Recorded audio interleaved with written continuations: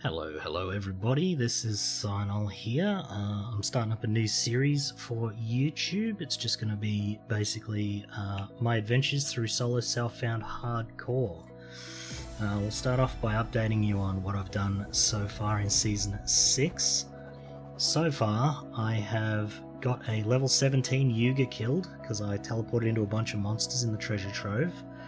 I got this Thea here killed, and I also had a Moto as well that I rushed to T5 and I did not have the tank for it, and some white mobs just blasted him as he was walking through a map. So this is just a mind control character on a 5 link at the moment. I just got to maps and I put on some gear that I'd got from the Thea before she died.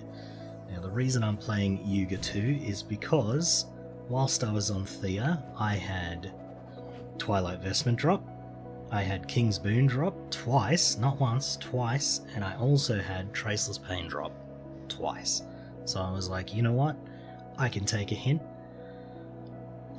So yeah, we just got to maps. I haven't run any maps yet. I just completed this quest and unlocked the Nether Realm.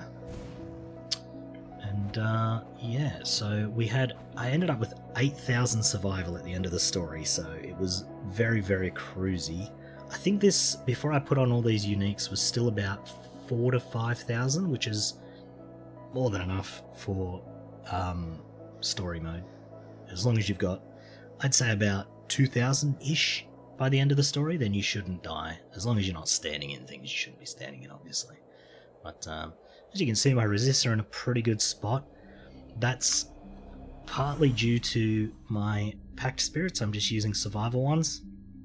So I get 10% Ellie res from there, and then I get minus 11% additional damage taken, and another 10 Ellie res, and another 13% minus additional damage taken, and just some energy shield, which is pretty nice too, and then just like generic damage stuff from the second one, but I feel like everybody gets that, so we don't have to worry about that.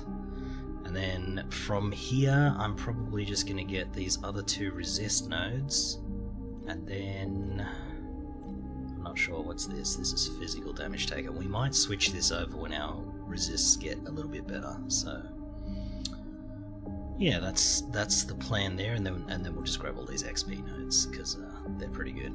And then I think this one's also XP. Yeah, so once we get our resist sorted, we'll have all the XP stuff over here. So we'll get 6%, 12, 18, 24, 30. We'll get 30% extra XP earned, which will be pretty nice because one of my goals is to get to 100.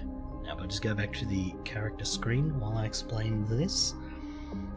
Every league since they put in solo self-found hardcore, I have got a character to 100 in it. So the first time was Rosa. I can't remember what league that was, but then I did it again on Rosa in Mist.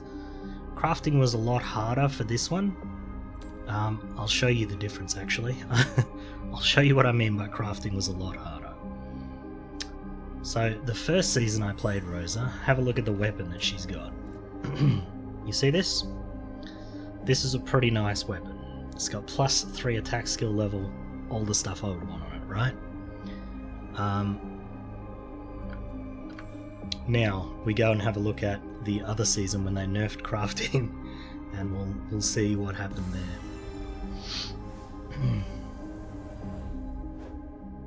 So if you have a look, Mist was not a good league for crafting at all. It was very, very difficult to get good gear in Mist.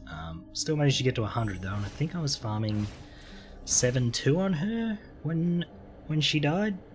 I tried to face tank Keegan's 4 beams and it killed me, even though I was immune to dot damage, so I don't know what happened there. But as you can see, I don't even have active skill on this because it was impossible to get.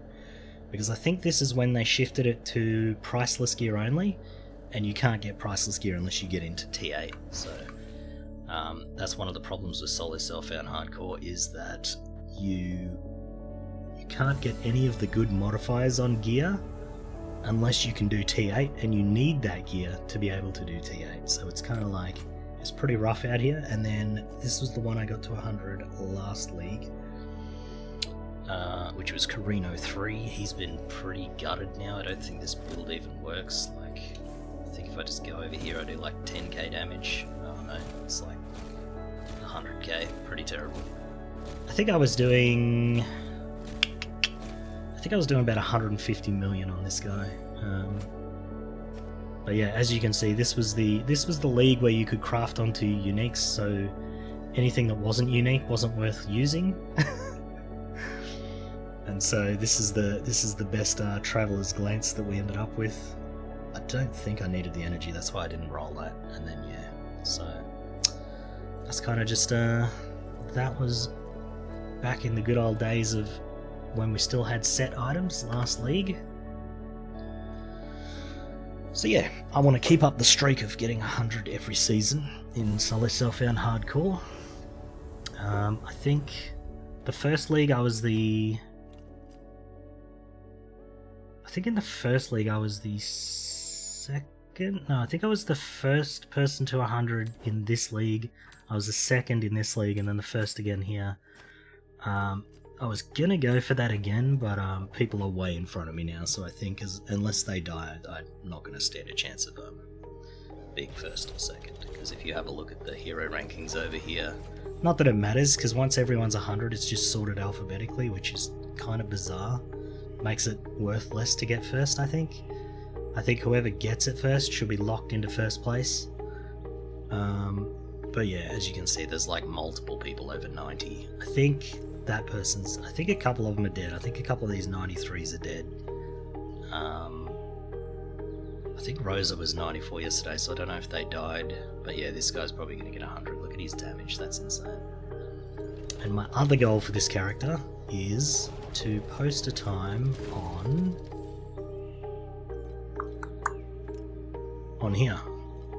I want to be like the second Yuga too if I can, so we'll see if that happens. But those are the goals, and that's where I'm at. I'm just starting maps with my Yuga 2. And yeah, I'm trying a different defensive setup to what I would usually use, and I'll keep that a mystery for now, but in a few days, if it's working out really well, then I'll bring it up and point it out and suggest that other people do it. I'm missing one of the things that I need for it, but there's nothing I can do about that. So yeah, thanks for watching. Feel free to comment. Does anybody know, actually, I wanted to ask, I don't know if I asked this already, but does anybody know, because I have a setup over here for Misty, right? For Mistville stuff, I have everything in this tree, and I was running Time Mark 5 and none of the eyeballs dropped. So does anybody know whether they drop in 5 or do I have to be in 6 or 7? I know they drop in 7 for sure because I've got them on my Trade League character. I wish that information was available in game, to be honest with you. Because what's the point of giving me access to the tree? Like, it's giving me access to the tree at T5, but they don't seem to drop in T5, so it's like, why is it giving me access to it when it doesn't drop? This kind of seems like a bait, but anyway. Again, thanks for watching. I'm going to stop rambling now. Feel free to drop me a sub or a like or a dislike or whatever you want. Call me an idiot if you like. Days already told me I suck down here. I mean, that's just a fact, you know, as I responded down here, so, you know. Alright, I'm out. Thanks for watching. Bye bye.